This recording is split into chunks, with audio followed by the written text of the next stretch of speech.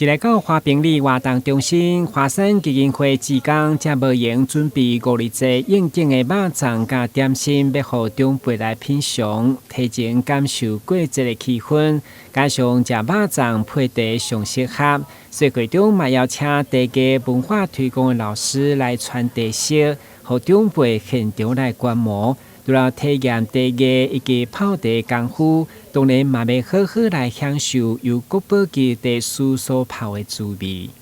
今仔只茶足好食，有种的香味，两泡拢真好食。都多谢这老师安尼，甲阮安尼支持，互阮来甲阮来芳阮食安尼啦。有够当我来啉茶吼，是也毋捌讲啉茶，讲即个泡落遮尔呐。真那甘啊，啉落车哪有真真甘安尼啦。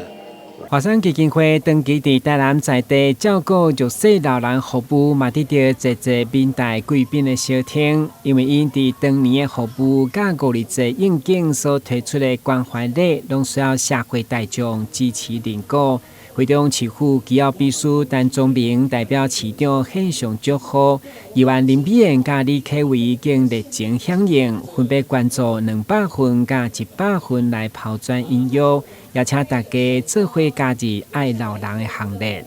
咱个长辈时代我看到因大家赶快欢欢喜喜，尤其今仔日又透过这个非常有益的活动，赠送我们就是一个满满的就关心，而且非常